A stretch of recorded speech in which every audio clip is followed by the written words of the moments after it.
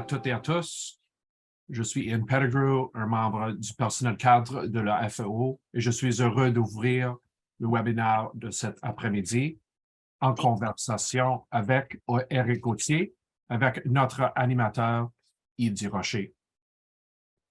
Pour commencer, j'aimerais partager la reconnaissance des territoires de la FEO. Nous tenons tout d'abord à reconnaître que cette rencontre se déroule en Ontario, une province qui abrite de nombreux peuples autochtones présents et en ces lieux, connus comme l'île aux Tortues depuis de temps immémoriaux.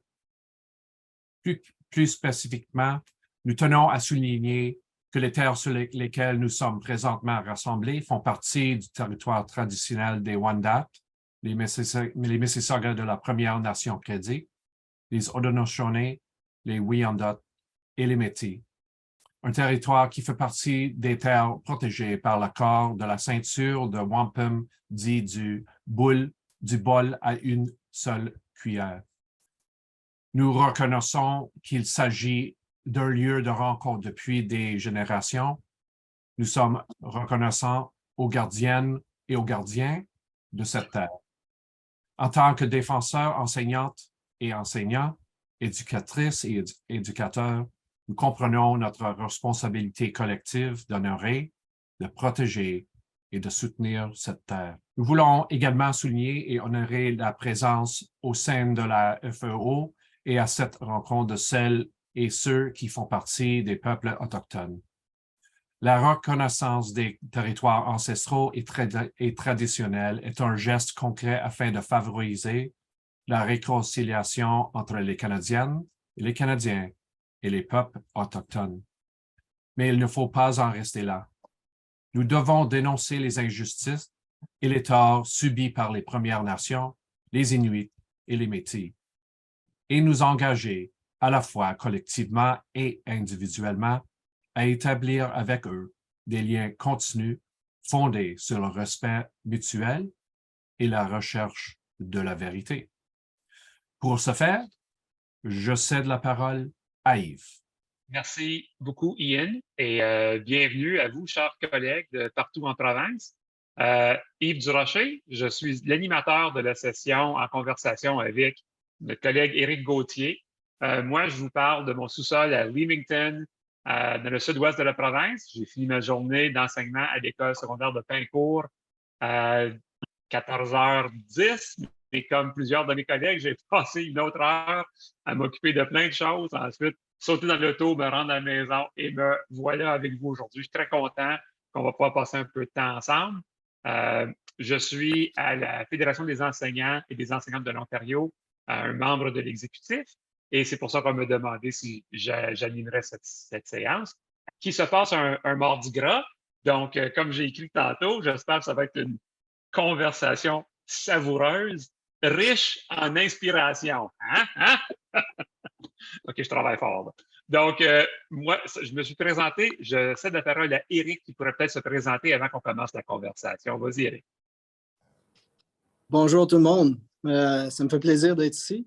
On m'a demandé de faire cette entrevue il y a en tout cas quelques mois. Puis, je me suis organisé pour vous présenter quelque chose qui m'était vraiment particulier pour moi. C'est particulier pour moi, disons. J'enseigne depuis 1995. Ça fait presque 30 ans que j'enseigne. J'ai commencé ma carrière à Windsor, dans le sud-ouest, moi aussi, où j'ai enseigné pendant 2 ans à l'école Sainte-Thérèse à Windsor. C'était mes premiers pas. Puis là, j'ai pu confirmer que j'avais la passion pour ceci. Ensuite, je suis revenu dans le nord de l'Ontario à Kapuskasing, où j'ai grandi. Puis, c'est ici que j'ai commencé à enseigner. Au total, j'ai fait 5 années à enseigner en 7e, 8e année. Puis, par la suite, j'ai enseigné de 9e à 12e, puis les cours CPE autrefois, en sciences, surtout en sciences, toucher les 3 grandes disciplines. Puis, c'est ça qui m'amène ici maintenant. C'est ça. Merci, Éric. Puis moi aussi, je suis assez chevronné pour me rappeler des cours CPO. Donc, ouais. on commence à être une race rare de personnes qui peuvent se souvenir d'avoir enseigné ces cours-là. Des fois, j'en parle avec mes collègues. Ils n'étaient même pas élèves au secondaire à l'époque. Donc, c'est ça. On est rendu là dans notre carrière. Oui, Écoutez, ouais, des collègues qui n'étaient pas nés.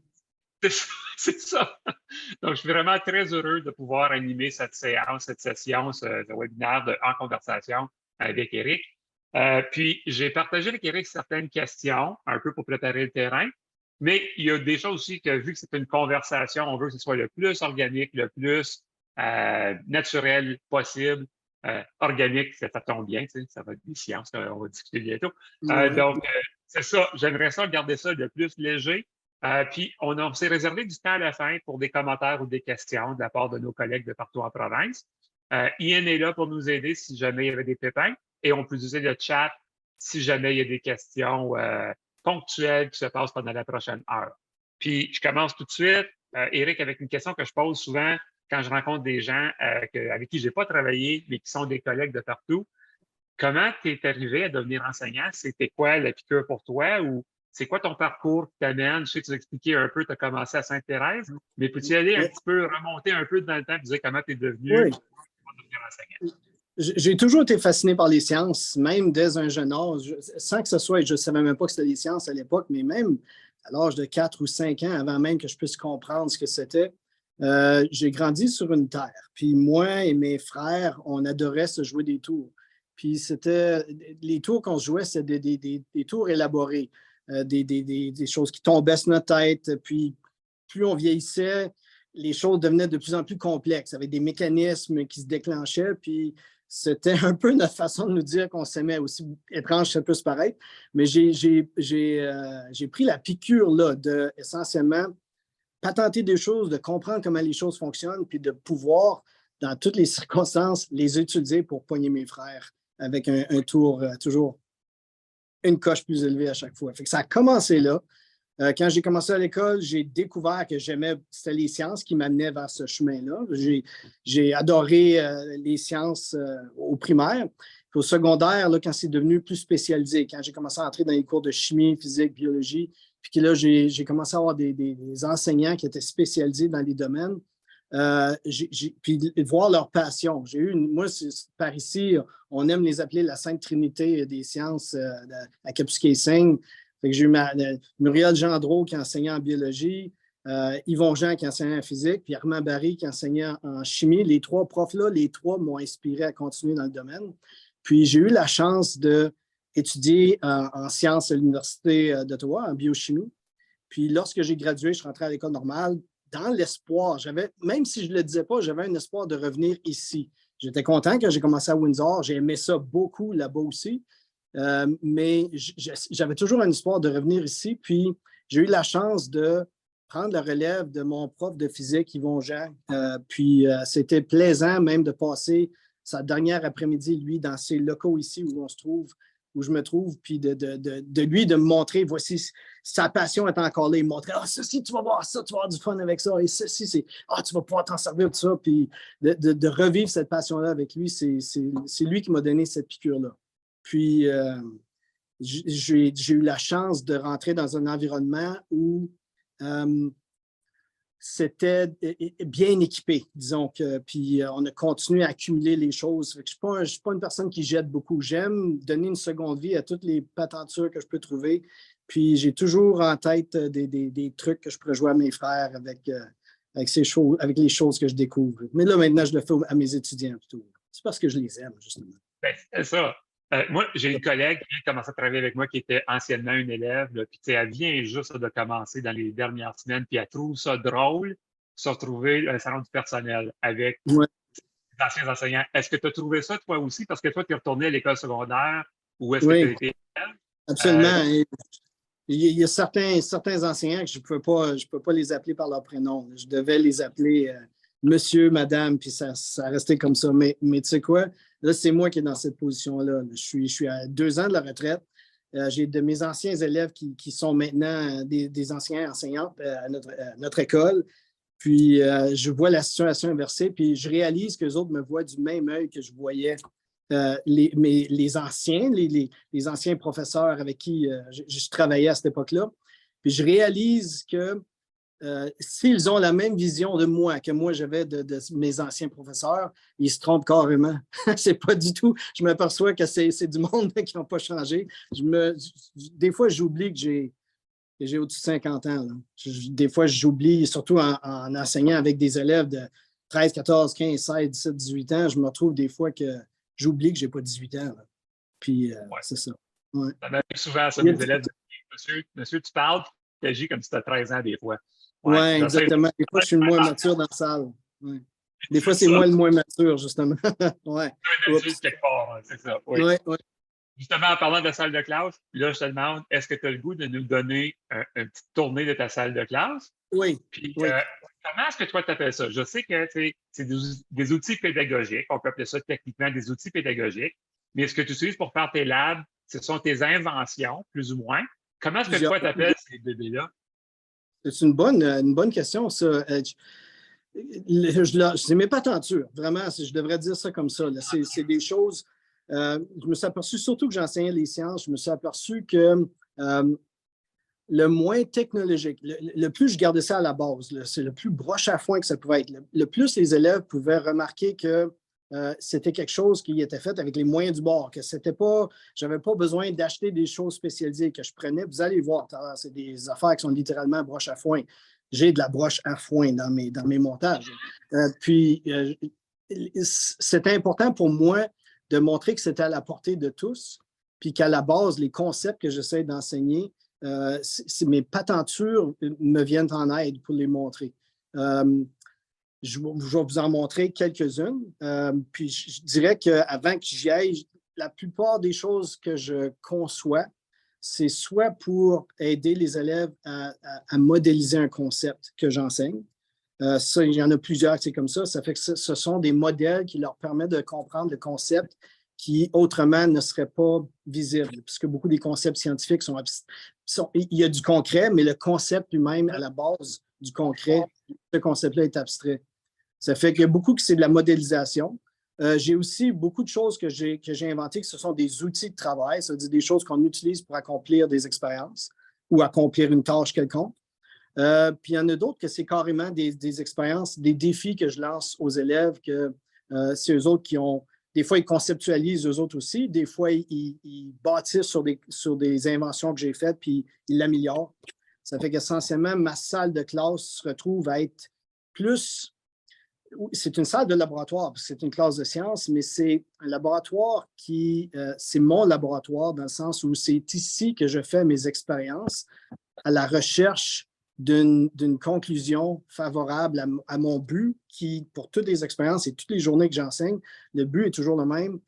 Comment je peux présenter ce concept-là le mieux possible pour aider les élèves à se l'approprier. Puis, je fais des tentatives, je fais une expérience, les élèves me donnent leur feedback. Des fois, ils me le donnent directement. Des fois, je le vois en évaluant leurs résultats. Puis, c'est comme ça que je progresse. Je m'aperçois, OK, ça, je peux le modifier. Puis, je suis tout le temps en train de redesigner mes expériences pour pouvoir toujours atteindre ce but-là, de trouver la meilleure façon possible. Bien, sachant que tu es un gars de la Terre, qui a grandi sur une terre, ça Oui. me fait penser moi, j'ai grandi dans un petit village, mais mon oncle, il avait une terre qui était à 5 km de chez nous. Mes cousins et mes cousines qui ont grandi sur la terre, c'est certain qu'il y avait toujours quelque chose qui était patenté pour régler un problème. S'il manquait de matériel ou de ressources, ils trouvaient toujours une solution. Puis là, quand tu as dit le mot patenture tantôt, là, je me suis dit, sais-tu quoi? C'est le bon mot, Éric. Fait que, regarde, on te laisse te promener avec ton appareil. Viens nous montrer tes patentures. Parfait. J'espère que ça ne vous donne pas trop mal au cœur. Fait que je vais inverser la caméra puis je vais continuer à parler pendant ce temps-là. Vous trouvez dans ma salle de classe, ici, c'est ma salle de classe, c'est la classe de physique, typiquement, qui s'enseigne. Puis j'ai différentes choses que j'ai patentées. Puis, tiens, je vais aller directement à celui qui attire mon attention tout de suite. Malheureusement, je n'ai pas planifié l'ordre dans lequel je présentais les choses, mais puisque j'enseigne physique, je vais commencer avec ceci. J'ai un sac de sable accroché en salle de classe. Très tôt dans ma carrière, j'ai demandé à ce qu'on installe, soudé après les beams du toit, un sac de sable parce que vu qu'on est en sciences, on travaille souvent avec la force, puis je voulais l'opportunité. Les élèves, le mot force, ils savent déjà c'est quoi, mais je les intéresse en leur donnant l'opportunité de découvrir quelque chose à propos d'eux-mêmes. Fait que ça, c'est une expérience que je fais avec mes élèves, essentiellement. Je me suis installé un iPad avec une application qui s'appelle, c'est un accéléromètre, ça mesure l'accélération du sac de sable. Les élèves viennent mettre, on met des gants avant, par exemple, je n'ai pas besoin, je suis seul à les mettre aujourd'hui. Puis, c'est essentiellement, ils viennent donner un coup de poing. Là, rassurez-vous, ils ne donnent pas de coup de poing dans le iPad lui-même. Je vais aller me placer de l'autre côté. On donne un coup de poing à l'arrière, ça fait que c'est d'enregistrer, ça permet d'enregistrer l'accélération que le sac lui-même subit. Je suis en arrière maintenant, je donne mon coup. Je ne suis pas un boxeur, on va se tenir loin de ça. Puis, une fois que ça c'est fait, on peut retourner voir l'impact. Tiens, je ne sais pas si je vais changer la caméra de bord, surtout que c'est très éclairé, des fois c'est mieux. Vous pouvez voir l'impact ici. Je me sers de ça. Les élèves, en fait, se servent de ça pour déterminer l'accélération du sac. Avec la masse du sac lui-même, ils peuvent déterminer la force de leur coup de poing. Il y a aussi d'autres aspects. On peut voir la vitesse qui a été déployée. L'application elle-même permet de voir différents aspects, la distance qu'il a parcourue, la vitesse, le temps que le coup a donné. On est capable de mesurer l'énergie qui a été déployée par le coup. On est capable de mesurer la puissance du coup de poing. Là, les élèves veulent savoir si c'est un coup de poing assez fort pour assommer quelqu'un. Bien là, on est capable de calculer. Puis je peux dire, bien, si tu te bats contre quelqu'un de ta masse, il va perdre connaissance quand tu vas le frapper, c'est certain. Fait que je ne sais pas si c'est des bonnes choses que je leur enseigne, mais disons que j'allais dire pour les gars, mais en fait, les filles aussi. Puis j'en ai une petite fille de 9e année, une fois qui voulait l'essayer. Puis elle était toute petite. Je pense qu'elle mesurait, elle était en bas de 5 pieds. Là, puis son coup était foudroyant. C'était épeurant, tellement elle frappait fort. Puis j'étais plus jeune que mes élèves de 11e année qui font ça normalement. Fait que ça n'est une expérience. Je ne dirais pas que c'est une patenture que j'ai faite, mais c'est quand même des choses qui sont assez broche à foin. J'ai des élastiques qui font le tour pour tenir un sac Ziploc dans lequel, en arrière, j'ai inséré un petit carton, puis je fais descendre l'iPad dedans. Puis, on fait nos mesures avec ça. C'est assez simple. Il me restait juste à me procurer des gants de boxe, puis c'est ça. J'ai eu j'avais eu aussi des directives à l'époque quand j'avais acheté, puis j'avais demandé la permission, puis on m'avait dit, pas de problème, mais seulement un coup de poing direct. Les élèves n'avaient pas le droit de donner toutes sortes de coups fancy, ni de coups de pied ou rien, parce que c'est quand même, ici, c'est une classe de sciences, on n'est pas en éducation physique. Mais ça s'est bien passé jusqu'à date, tout ça. Fait que ça, c'était une de mes patentures qui était quand même assez populaire. Le problème avec ça, le plus gros problème, c'est de le monter puis le descendre. C'est quand même pesant 100 livres. C'est ça. Je demande à des élèves de m'aider. Je peux juste m'imaginer qu'il y a des élèves qui doivent garder un registre quelque part de qui a fessé le plus fort. Oui, je ne les ai pas toutes montées ici, mais j'ai des records à travers les années que je garde avec les élèves qui ont gardé. Puis les élèves viennent se comparer. Malheureusement, à l'époque où la petite fille a frappé, elle, de 9e année, j'avais un système un petit peu moins élaboré que ça. Fait que je ne l'ai pas compté dans ces records-là. J'aurais aimé ça vraiment voir. Ça va me hanter jusqu'à ma mort, ça. J'essaie de voir. Tiens, ça, c'était. Je vais voir quelle autre chose que je fais. Je vais aller quelque chose un petit peu moins technique. Mes patentures, des fois, c'est juste des idées. Puis je vais vous montrer ici, quand j'enseigne les écosystèmes, quand je veux présenter ce concept-là, la pyramide de biomasse. La pyramide de biomasse, c'est un concept qu'on enseigne en écologie. Essentiellement, le concept que je veux transmettre aux élèves, c'est que les producteurs, les plantes, il doit y en avoir une plus grande masse que les herbivores. Puis il doit y avoir une plus grande masse d'herbivores que les carnivores. Puis c'est une pyramide qui s'en va en diminuant à mesure qu'on monte dans la chaîne alimentaire. Ce concept-là, pour leur montrer, je pourrais leur dire, comme je l'ai dit là, mais si je ne fais que leur dire, ça ne va pas les aider. J'espère que tout le monde peut m'entendre. Hein, comme c'est là, j'ai perdu Yves là, présentement. Non, moi, je t'entends bien. OK, parfait. Là, tu viens de. Parfait. OK, good. J'ai eu peur 2 secondes. Ça fait que voici l'idée que j'ai eue pour présenter ça. Essentiellement, les élèves se choisissent un petit bonnet. Ils peuvent être soit un consommateur, un petit lapin, un orignal. Ici, c'est censé être un lynx ou un renard, puis un loup. Puis essentiellement, je leur fais jouer. On tasse tous les pupitres en classe. Puis les élèves se placent chacun sur une case. Il y a des tuiles à terre, puis chacun sur une tuile. Ils ont des dés dans les mains, dans un petit verre, puis il y a des règles du jeu. Le but du jeu, c'est de survivre. Il y a plusieurs loups, plusieurs lièvres, puis je leur dis qu'aussitôt qu'ils meurent, ben, nous autres, notre but du jeu, c'est de survivre. Je ne leur dis pas que l'écosystème comme tel doit survivre. C'est individuellement, chaque individu doit survivre.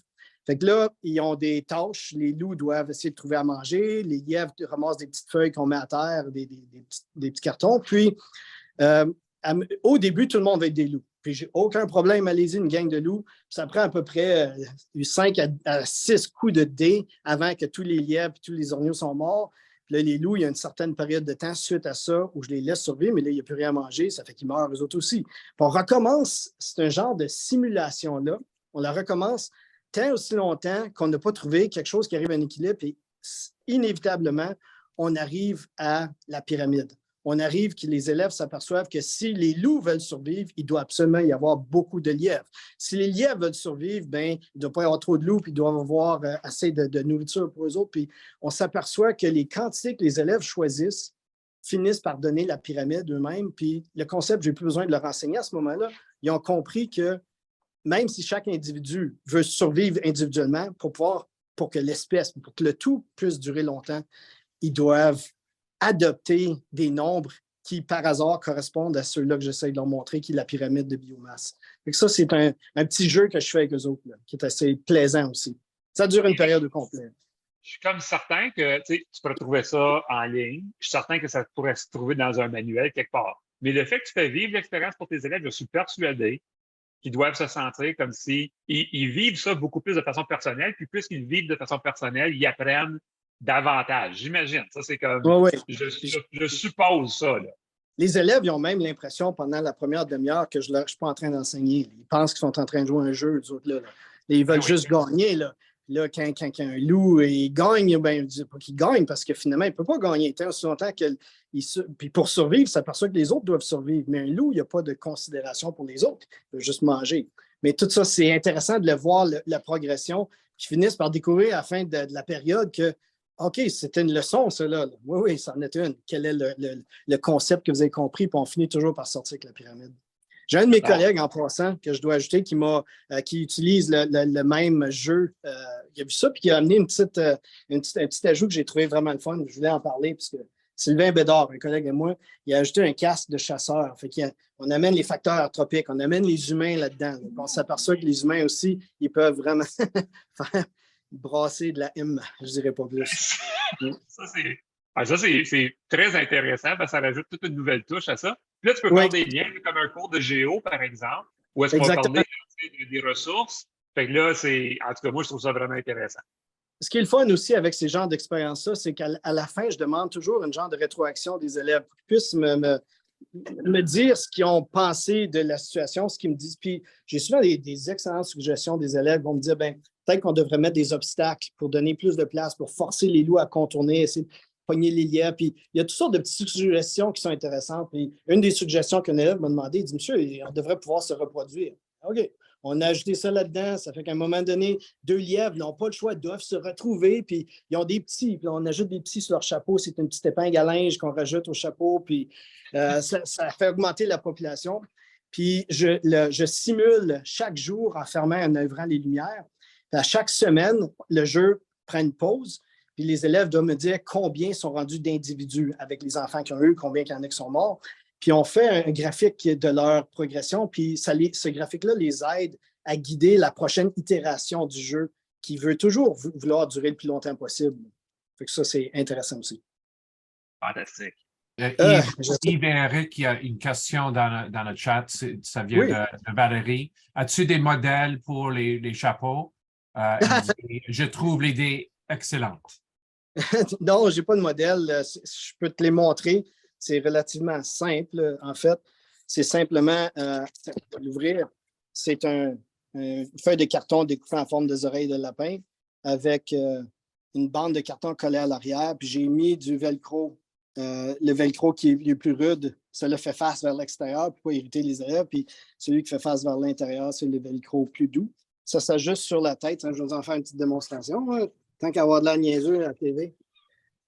Ouais, c'est comme ça. Ça, c'est une Oh, belle c'est patenture, une très belle patenture. J'aime vraiment merci, ça. oui, oui. Ça, c'est la version lapin, là, tout ça. Là.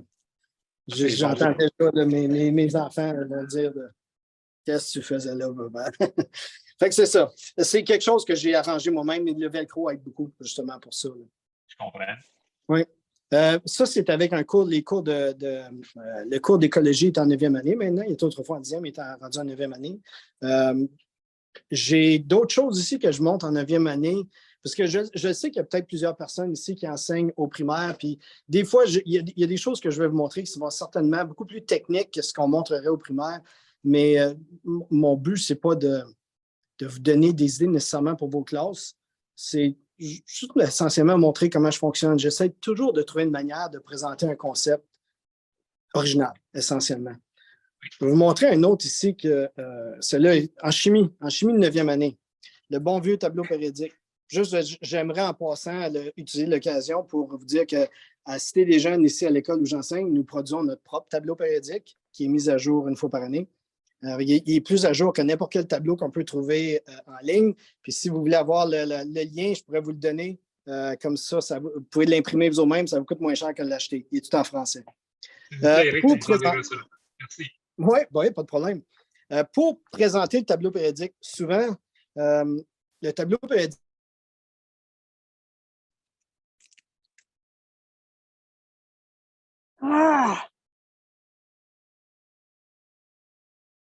Le tableau périodique, les élèves, c'est une découverte qui a été faite à travers les années, mais on ne le savait pas dans ce temps-là. Moi, ce que je veux présenter aux élèves, c'est le concept que le tableau périodique n'est pas une invention, c'est une découverte. Je vais leur montrer un peu comment cette découverte-là est arrivée. Ça fait que ce que je passe aux élèves, encore une fois, c'est le genre de petite expérience. Les élèves ne savent pas qu'on est en train d'enseigner. Je leur passe un paquet de cartes, comme ça. Puis toutes les cartes ont un nombre dessus, symboles, des symboles dans les coins, une couleur. Puis je fais juste leur passer ces cartes-là, puis je leur dis, voici les élèves, chaque élève a chaque élève a une copie identique du paquet. Puis ils doivent, la seule chose que je leur dis, c'est avez-vous déjà vu ces cartes-là auparavant? Sinon, c'est des cartes qu'on n'a jamais vues, on n'a jamais vu ça. J'ai dit, il en manque 4. Il manque 4 cartes dans le paquet que je vous ai donné. Là, je leur donne un paquet qui ressemble à ça. Puis je leur dis, vous avez la période pour me trouver les propriétés de ces cartes-là. C'est-à-dire, quelle est la couleur des cartes de chaque carte qui manque, quel est le chiffre, quel est le symbole. Puis les élèves, au début, ils n'ont aucune idée comment ils pourraient savoir, mais ils finissent par tranquillement les regarder une par une. Puis sans y penser, ils finissent par les organiser. Puis plus qu'ils les organisent, plus qu'ils découvrent des liens. Puis je vais vous montrer ce qu'ils finissent avec inévitablement. Inévitablement, ils se retrouvent avec ceci. Puis ils découvrent qu'il manque 4 cartes à des endroits très, très spécifiques.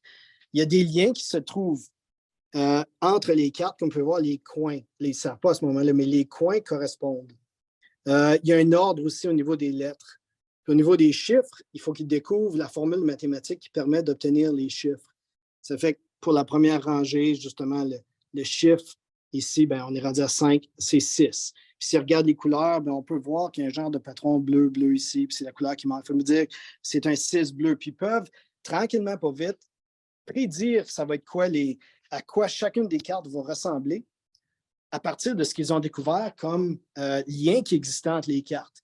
Puis c'est essentiellement exactement ça que le tableau périodique, c'est. Le tableau périodique, c'est essentiellement un arrangement qu'on n'avait pas le choix de trouver. C'est un arrangement qui est basé sur les propriétés des atomes, puis il nous permet même de faire des prévisions sur des propriétés d'atomes qui n'avaient même pas été découvertes à l'époque, en regardant puis en se disant, bien, dans le tableau, bien, il serait supposé d'avoir un atome là. Les cartes finissent par représenter les atomes.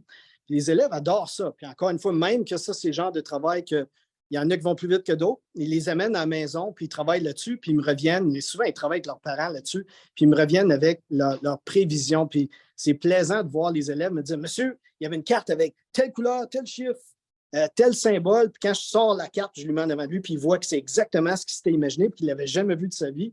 Ça lui fait plaisir de voir qu'il résout une énigme. Puis ça permet aussi de comprendre, ça permet de comprendre aussi pourquoi le tableau périodique, ce n'est pas une invention, c'est une découverte, la même genre de découverte que les élèves ont faite avec mes cartes. Ça, c'est la façon que je présente le tableau périodique pour les faire comprendre ce que c'est en réalité, que c'est une découverte et non une invention. C'est ça. fascinant. Ils doivent se sentir comme des explorateurs un peu. Parce que là, tu les Peut-être. amènes à les... Ouais, mais tu les amènes à aller trouver quelque chose qui, tu sais que c'est là, eux, ils savent que c'est là, mais ils ne peuvent pas y mettre un mot, un chiffre, une couleur, jusqu'à temps Justement. qu'ils arrivent à découvrir. C'est, en tout cas, écoute, génial. Vraiment, Eric, ça, c'est... en tout cas, Oui, oui. Puis c'est n'importe qui peut le faire. Je veux dire, c'est pas. J'ai sûrement des vieux fichiers de ça, puis ça aussi, je peux les partager, mais ça peut être aussi fait pour mathématiques sans nécessairement que ce soit juste le fait de trouver les suites et séries là-dedans, puisqu'il y a une suite avec les nombres aussi, puis il y a des calculs à découvrir qui se font avec les nombres. Puis ça fonctionnerait très, très bien en mathématiques aussi. Puis le niveau de difficulté, ça dépend les quantités j'imagine, d'indices que tu veux mettre sur la carte. Tu pourrais justement avoir 2 indices, faire quelque chose de plus petit puis plus simple et plus complexe aussi. Mais je l'utilise comme c'est là en sciences pour justement, avec mes élèves de chimie en 9e année. C'est ça. très bien fait entendre une fois de plus. J'aime ça. Continue. Si tu as le temps, continue, oui. J'ai ici aussi, je voulais vous montrer, on utilise beaucoup des microscopes justement en sciences. Je voulais vous montrer ce que je fais ici. Ça c'est imprimé avec l'imprimante 3D qu'on a à l'école. C'est essentiellement un petit adapteur à cellulaire pour les élèves, pour qu'ils leur permettent d'aller voir, justement, puis je vais vous montrer, aller voir ce qui se trouve dans le microscope. Tiens, je ne sais pas si vous pouvez le voir. Je suis à la bonne place, moi, là? Ici. OK? On peut voir, fait que si je bouge la lame, on peut voir la patte de mouche le bouger ici. Fait que ça a plusieurs petits avantages. Premièrement, il permet d'utiliser leur cellulaire, mais l'avantage principal aussi, c'est que ça leur donne l'occasion d'enregistrer. Si jamais on regarde des choses qui bougent, des fois des protozoaires, comme ça, on peut les enregistrer puis avoir une petite vidéo de leur montage, ou ils peuvent prendre une photo de ce qu'ils sont en train de dessiner pour continuer le tout à la maison. Fait que c'est ajustable. On peut voir qu'il y a un petit ajustement à faire. Mais c'est ajustable avec mon petit montage ici. Puis l'adapteur était fabriqué à partir de l'imprimante 3D à votre école? Oui, c'est ça. C'est les morceaux de l'adapteur. Je les ai sortis individuellement. J'ai des fichiers pour ça aussi. Je peux les partager. Ça fait que c'est de les imprimer puis essentiellement les assembler. Là, les couleurs ne sont pas nécessaires. C'est juste que ça fait cute ensemble. J'ai pas designé. Le design ne vient pas de moi en passant. J'ai trouvé ce design-là sur Thingiverse. Je l'ai adapté, par exemple, parce qu'il n'était pas fait pour nos microscopes. J'ai fait des modifications pour que ça fonctionne avec nos microscopes. Puis je l'ai modifié aussi pour accommoder les iPhones qui, eux autres, ont typiquement la caméra à une extrémité, puis c'est pour qu'ils puissent vraiment s'ajuster pour n'importe quel téléphone. Fait que c'est plaisant pour ça aussi. Là, les élèves s'en servent comme de raison. Plusieurs même aussi apprécient le fait. Des élèves, des fois, quand on passe des longues périodes à regarder un microscope, le fait qu'il doit avoir un œil fermé ou une main devant un œil puis regarder avec un œil tout le temps. Quand c'est des longues périodes de même, surtout de regarder dans le microscope, faire une partie du dessin, regarder dans le microscope, faire une partie du dessin. Il y en a qui développent des mal de tête, des maux de tête à faire ça. Ça fait qu'en le faisant comme ça, ça permet aux élèves justement de moins avoir mal à la tête, ils sont plus confortables à le faire. Puis ils aiment ça parce qu'ils prennent des photos qu'ils ont trouvées, ils amènent ça à la maison chez eux, puis montrent ça à leurs parents. Puis là, comme de raison, ils veulent s'arracher un cheveu, puis le mettre en dessous, puis prendre une photo de leurs cheveux à 400, le grandissement de 400. Alors, ils trouvent toutes sortes de choses intéressantes avec ça. Ça, c'est vraiment intéressant. Puis en tout cas, c'est une bonne façon d'utiliser les imprimantes 3D pour fabriquer quelque chose de plus petit. Bien, justement, ça, c'est une des autres choses. Je veux dire, l'imprimante est en train de marcher comme c'est là. Je vais peut-être vous la montrer dans la petite salle en arrière de la classe. Je suis en train d'imprimer c'est des genres de petites serres pour tenir des pièces qu'on utilise dans des expériences. Et pas mal, l'imprimante fonctionne pas mal. Ben, pas 24 heures sur 24, mais pas loin. Généralement, je suis toujours en train d'imprimer quelque chose qu'on va utiliser. Par exemple, ça, c'est des pièces qu'on a imprimées, qu'on utilise pour tenir des solénoïdes, installer sur des supports universels. Justement, la pièce qui est en train d'imprimer comme celle-là, c'est pour tenir des... Je vais aller vous les montrer, justement. C'est ça. Ça va être le lien vers la prochaine c'est bien ça. C'était même pas planifié, là. C'est ça. On utilise souvent quand même chez nous aussi les imprimantes 3D. Puis une chose que j'ai réalisée, c'est Ça prend à peu près 10 heures, hein, disons, pour faire une petite pièce. Fait quelque chose Oui. comme l'adapteur que tu as créé, ça prend combien de temps pour faire ça? Un adapteur comme ça, je pense que toutes les pièces, je pouvais probablement en faire 2 en 24 heures. OK. Ça fait que ça m'a pris quand même, parce que je l'ai fait pour chaque microscope, fait que ça m'a pris quand même un bon 2-3 semaines à toutes les compléter.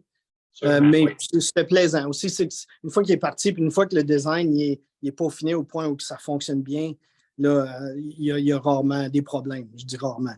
Il y a des problèmes, mais beaucoup plus rarement.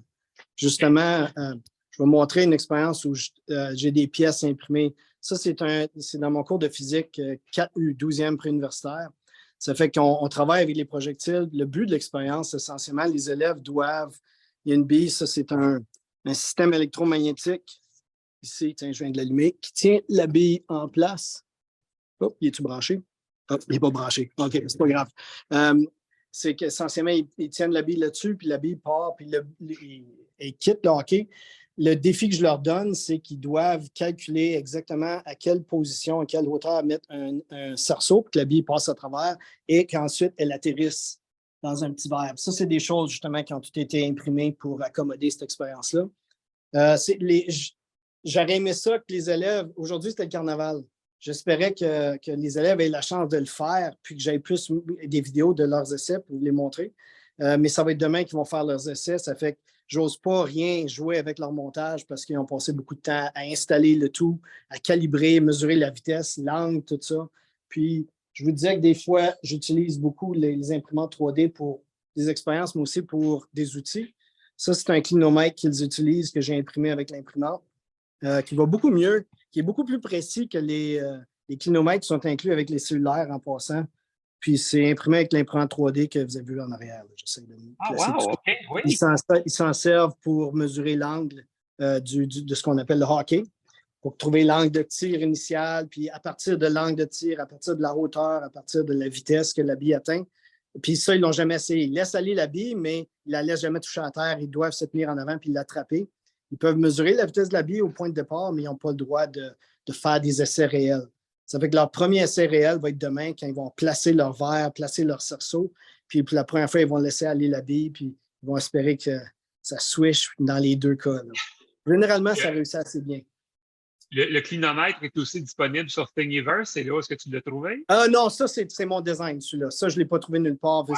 C'est que la plupart du temps, les rapporteurs d'angle qui existent, ils ont un angle zéro. Les plupart du temps, on les voit comme ça, puis les angles zéro sont sur les côtés, mais pour un clinomètre, l'angle doit être au centre. Fait qu'il a fallu que je design un peu différent, puis le mien est en français. Yeah. Oui! C'est ça. Bien sûr. Oui, justement. Ça fait que ça, c'est mon expérience avec les 4U, le hockey. C'est une expérience, ils trouvent ça stressant, en fait, mais ils l'aiment bien. Ils l'aiment bien. Ils ont un sentiment qui me disent j'ai un élève qui m'a dit que ça lui donnait, il savait quel feeling la NASA avait maintenant quand il lançait une navette spatiale. Parce qu'il dit maintenant, je le sais. Tu ne sais pas si ça va marcher avant que tu l'essayes. Tu as fait tous tes calculs, tu l'essayes, tu croises tes doigts et là, je sais comment que ça file. C'est ça. Puis, ouais, justement. En parlant d'outils imprimés, d'autres choses que j'utilise, ça, c'est vraiment un outil. On s'en est servi aujourd'hui. C'est fait avec, j'ai des petites pièces que j'imprime pour faire le montage. J'ai 2 supports universels, une tige de bois ici, puis 2 supports qui tiennent tous ensemble. Puis c'est un petit fil métallique qui est branché au centre. Je vais l'allumer. Puis on s'en sert pour se façonner des pièces des fois qu'on a besoin des expériences. C'est un fil qui devient chaud. Ça fait que ça coupe le styromousse. Ça va très, très bien. Là, normalement, on a des guides là, pour se guider, tout ça, puis on s'en sert justement pour faire des pièces de différentes expériences qu'on aurait besoin aussi. Fait que ça, c'est une de mes patentures qui est une patenture.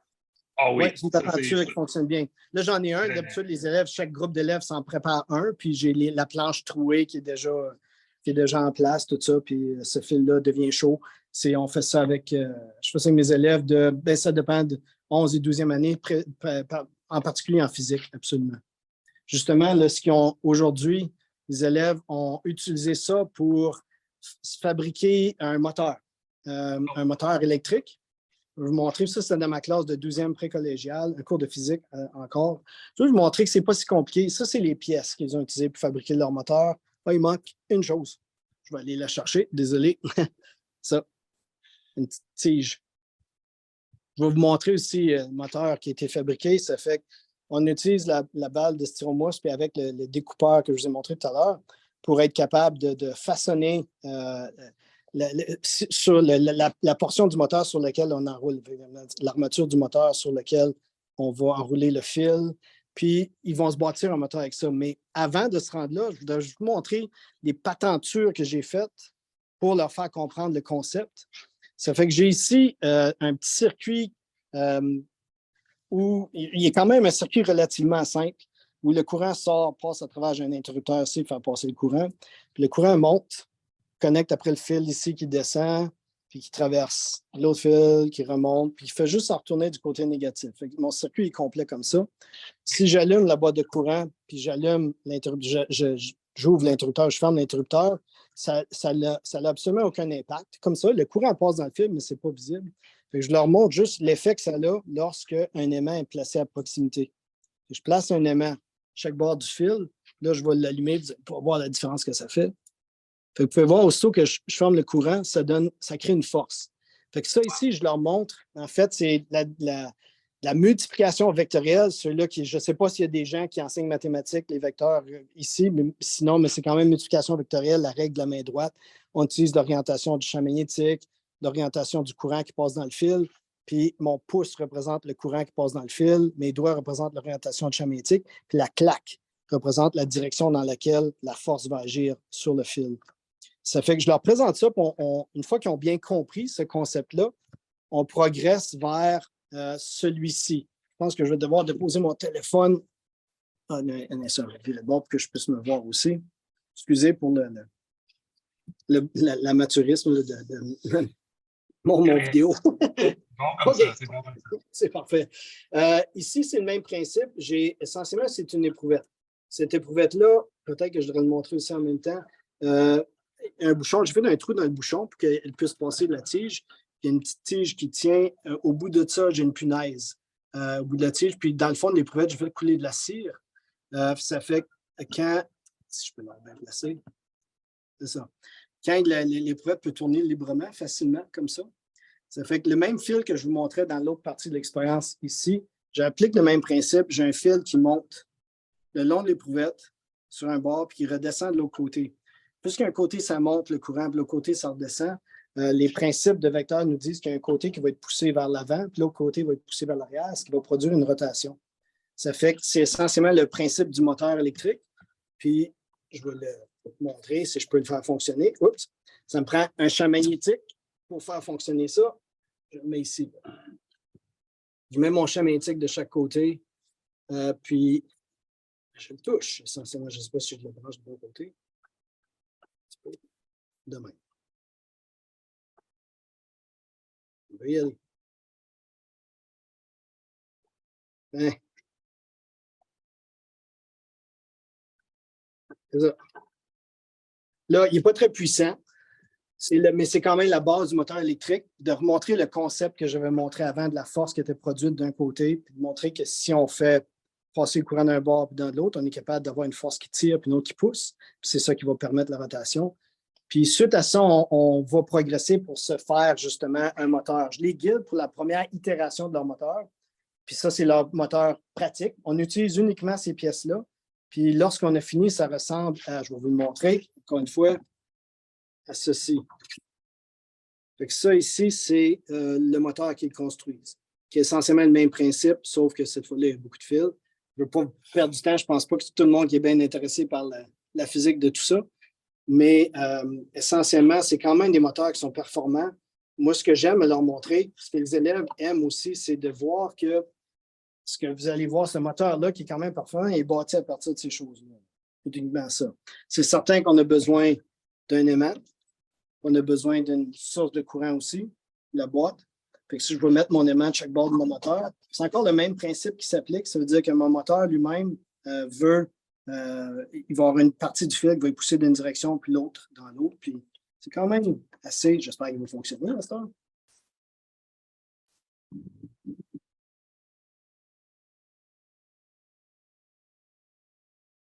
Ça fait que ça fait des moteurs quand même relativement performants pour des choses qui sont faites avec C'est tout, ça. ouais, c'est tout ludique. C'est rien de comme, c'est rien de fou, là. Mais c'est comme tu amènes les élèves à prendre du matériel qui est tout à fait ordinaire, mais qui Oui. découvre des choses pas mal extraordinaires. Fait que ça, Ça, c'est c'est magique. c'est le côté broche à foin dont je vous parlais. C'est de le faire. Puis j'ai hâte de tester. J'ai 3 élèves qui ont terminé le moteur aujourd'hui. Puis j'en profite justement pour leur montrer comment faire une méthode, parce que c'est eux autres qui doivent donner la méthode. Fait que les 3 moteurs de mes élèves ici qui ont été faits, je vais pouvoir les tester plus tard. Fait que je les teste pour la rapidité, je les teste pour la performance à différents voltages, puis essayer l'équilibre aussi. Fait qu'il y a toutes sortes de petits concepts de physique qui rentrent là-dedans, mais l'important pour moi, c'est surtout de leur montrer que ce n'est pas hors de portée. Vous savez, il y a un gros courant, puis je vais certainement être pas d'accord avec bien des choses qui se font enseigner ou montrer ou qu'on essaie de faire présentement. On pousse beaucoup l'utilisation des téléphones cellulaires, l'utilisation des outils technologiques, des iPads, des ordinateurs, tout ça. Puis moi, dans mes cours, malgré que ces outils-là sont utiles pour enseigner des concepts, je les évite à tout prix. J'évite d'utiliser. Je les utilise comme outils. Je ne les utilise pas comme simulateur. Parce qu'une simulation faite par un ordinateur, je pourrais lui faire faire ce que je veux. Ça fait que je veux que ce soit réel, je veux que ce soit hands-on. Puis mes élèves, d'après mes tests, d'après ce que j'ai pu vérifier dans les 15 dernières années, la compréhension des concepts est beaucoup, beaucoup plus profonde quand la simulation ou la modélisation, elle est physique et non électronique ou programmée ou sur un écran d'ordinateur. Ça fait que j'essaie de me tenir loin de ça. Je les utilise quand même comme outils et non comme modèle. Right. Le temps file, puis écoute, on a reçu une demande de quelqu'un qui est dans le chat qui demande si ton phonographe il est prêt à démontrer aujourd'hui. Hey, puis, c'est ça. Si c'est possible, après ça, je sais que tu as quelque chose avec un stroboscope que tu voulais peut-être essayer. Ah oui, c'est bien. Une chance, tu me l'as dit. Je suis en train d'oublier ça, moi, là. Ouais, après ces deux-là, je pense qu'on va passer aux questions. Écoute, le temps, il a filé, c'est merveilleux. C'est ça. Quand ils m'ont demandé là, si je voulais faire ça, je me posais la question pourquoi moi? Pourquoi est-ce que je présente ça? Puis je me suis pensé, ma force, c'est vraiment mes patentures. C'est ça qui définit mon enseignement, pour de vrai. Ça fait que je vais leur montrer ça parce que c'est ce que je suis. Est-ce que je mérite ça? Autant que n'importe quel autre enseignant, pas plus puis pas moins. C'est juste ma méthode. Ma méthode d'enseigner, c'est avec ça. Je vais vous la montrer, mon phonographe. Le concept que je voulais enseigner à des élèves avec ça, c'est que le son n'est pas électronique, c'est mécanique. Je voulais m'assurer qu'il n'y ait aucune électricité. Ça fait que j'ai ma tige de bois qui tient mon cône de carton. Au bout de mon cône de carton, j'ai une petite aiguille, comme une aiguille à coudre ici. J'ai un disque. C'est un vieux disque d'ACDC. Je n'ose pas changer de disque. Désolé pour ceux-là qui n'aiment pas ACDC. Je n'ose pas changer de disque parce qu'il est déjà magané à force d'avoir passé une aiguille dessus. Je ne veux pas mettre un autre disque comme ça. J'ai une roue pour offrir un peu de poids pour que la rotation soit plus stable. J'ai mon mécanisme que j'active à main. C'est fait avec un élastique monté sur des planches de bois. On ne peut pas plus broche à foin que ça. Ça fait que je vais voir si je peux placer. La chanson que je vais choisir pour vous aujourd'hui, c'est You Shook Me All Night Long de AC/DC. Je l'aime bien, puis je vais essayer de la faire jouer à la bonne vitesse. Oups, ça va mal. Je vais devoir me placer comme ça ici. J'espère que vous allez pouvoir l'entendre à la distance que vous allez être, mais je dois utiliser mes 2 mains.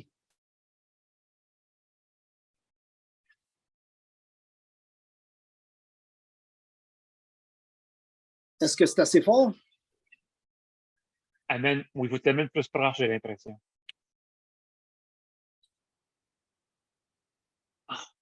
On ne l'entend pas ou à peine, malheureusement. Mais je sais que ça marche parce que je l'ai déjà vu. Comme ça? On l'entend à peine, Éric. D'accord, désolé. Ici, c'est quand même... C'est relativement fort ici, en fait, mais je comprends. Oui. Mais je te dis, je l'ai déjà vu qu'il fonctionnait. Fait que je sais que ça marche, cette affaire-là. Quelle Oui, belle c'est patente. ça. Je peux avoir les AC/DC version Chipmunk si je veux, ou bien Barry White. C'est le fun. Bon, fait que ça surprend souvent les élèves. Moins de nos jours, parce que les 10 vinyles font un retour. Mais là, environ une dizaine, quinzaine d'années, ça n'en faisait presque paniquer des élèves. J'ai eu des élèves dans la classe qui me regardaient avec les yeux ronds et disaient, Monsieur, je capote, ça se peut pas. Ils ne réalisaient pas que la musique, tout pour eux autres, c'était électronique. Absolument. Fait que c'est. Une de tes anciennes élèves vient de dire qu'elle se souvient de cette expérience-là. Fait que félicitations, Ouais, Éric. ben, tant mieux. Tu as marqué quelqu'un qui est maintenant enseignante aussi. Fait que tant mieux pour toi. Ben oui, Écoute, as-tu peut-être juste le stroboscope pour que tu peux nous présenter? Parfait. Je vais vous présenter ça. Ça, c'est pour montrer les ondes, puis je vais finir avec ça. Je vais allumer mon système ici, puis donnez-moi 2 secondes. En même temps, vous permettre de voir ça. Parfait. Puis, je vais allumer. Commencer. Je vais devoir fermer les lumières, mais j'ai de l'eau qui est lancée par un petit tuyau que j'ai collé sur un haut-parleur. Il est tiré par l'eau. J'ai un petit stroboscope en haut qui clignote. Puis pour pouvoir voir l'effet, je vais devoir fermer les lumières. Puis ça, c'est pour montrer les ondes. La raison que j'utilise ça, c'est que des ondes, c'est très traître à montrer. C'est très difficile à enseigner parce que les ondes bougent tout le temps. Les ondes les plus lentes perdent leur propriété tellement rapidement qu'il a fallu que je trouve une manière pour essayer de présenter les ondes. Je ne sais pas si vous le voyez bien. Je vais allumer mon amplificateur. Je peux trouver le piton. OK, puis je vais commencer. Tiens. C'est capotant. C'est fascinant à voir ça. Je suis capable de jouer avec. Ah oui. Ça, là, c'est comme. Moi, je capote. C'est tellement intéressant. Wow. Ça permet de jouer avec les ondes et de faire des mesures directement dessus. Celui qui se demande, oui, tu peux les toucher. Là. Puis on peut les voir, puis je peux l'immobiliser, qui est l'avantage de mon petit montage. Parce que des ondes, c'est extrêmement difficile justement à mesurer quand on veut faire des vraies mesures dessus.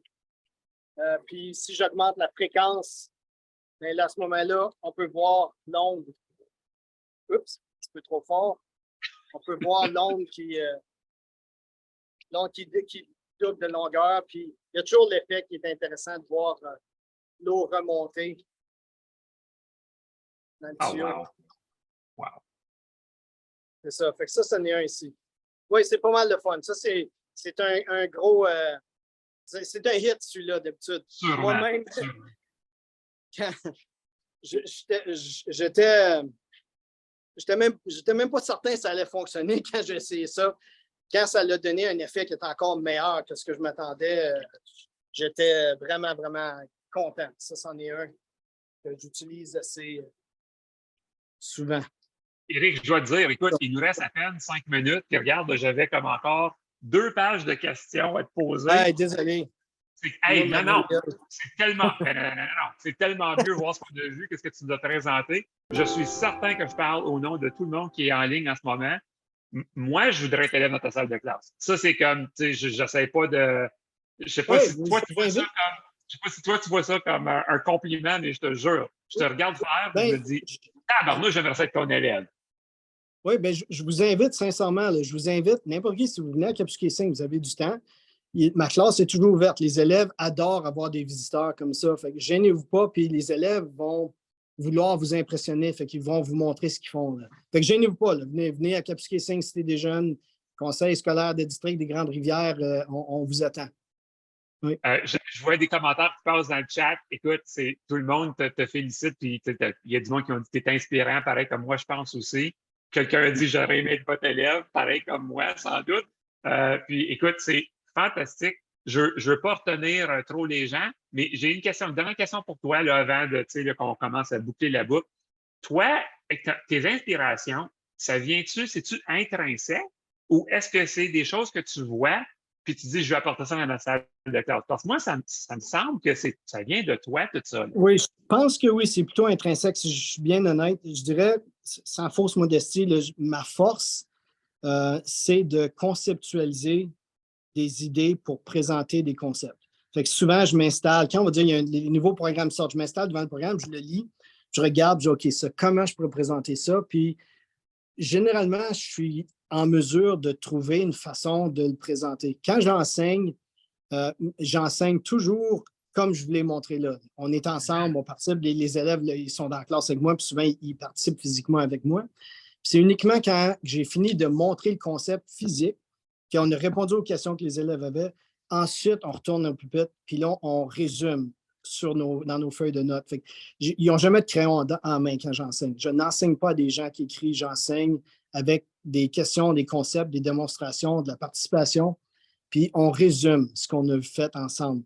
Mais ma force, ma force, je l'avoue, là, c'est grâce à ma jeunesse et à mes frères, tout ça, ma force, c'est de trouver des patentures qui vont correspondre au concept que je veux enseigner. Que ce soit pas mal dans n'importe quoi. Je le faisais même en histoire quand j'enseignais au primaire aussi. Écoute, je dois dire merci à ta famille d'avoir, tes frères surtout, d'avoir travaillé à te faire devenir un vrai patenteur. Écoute, il y a plein de commentaires sont vraiment très, très positifs dans le chat. Il y a des gens qui demandent si tu partagerais leur adresse. Je dis franchement, moi, j'espérais qu'à un moment donné, on puisse voir comment est-ce que tu fais ta grille d'évaluation, qui est vraiment tout à toi, là, puis que je trouve que c'est fantastique. Puis ça, c'est un outil que je pense que si tu voulais le partager avec les gens, ils seraient intéressés à ça. Puis on pensait avoir du temps pour avoir des commentaires des gens. Je vais vous demander de l'écrire dans le chat parce que je vais relancer la balle à Ian qui va nous dire le mot d'adieu. Mais Éric, de mon côté, ça a été fantastique. Merci d'avoir partagé tout ce que tu fais. Tu es une inspiration, je te le dis, mon ami. Puis je sais, comme tu dis, qu'il reste quelques années avant la retraite. Hey, pensez 2 fois parce que tu es trop bon. Ça ne m'arrêtera pas. Je dirais juste une dernière chose, je voudrais dire, pour ceux qui veulent voir un peu c'est pas les mêmes choses, c'est pas ce que je montre en classe, mais j'ai un site Internet qui peut se trouver aussi. L'adresse, je ne la connais pas, même pas par cœur de mon site Internet, mais vous pouvez googler Éric Gauthier, EAO. Puis vous allez justement vous allez pouvoir trouver mon site où il y a de l'information sur tous les cours que j'enseigne essentiellement. Merci, Éric. Ian, on t'écoute. Merci. D'abord, je vous remercie, Yves et Éric, pour une conversation vraiment intéressante et motivante. Deuxièmement, je vous remercie d'avoir été des nôtres au cours de cet après-midi et soirée. Je viens juste de mettre un lien pour le formulaire d'évaluation de ce webinaire. Nous apprécierions vos commentaires qui nous aideront à mieux vous servir. Ne vous inquiétez pas. Si vous ne pouvez pas le remplir aujourd'hui, dans les prochains jours, vous recevrez un courriel de rappel avec le lien du formulaire d'évaluation. Ce courriel contiendra aussi le lien d'accès à la version archivée du webinaire, ainsi que des liens pour plusieurs des ressources généreusement partagées par Éric pendant le webinaire. Je vous encourage à partager les liens, le lien du webinaire et ceux des ressources avec vos collègues. Si vous ne recevez pas le lien d'ici 2 jours, veuillez regarder dans vos indésirables. Sur ces mots, je vous souhaite à toutes et tous une bonne soirée.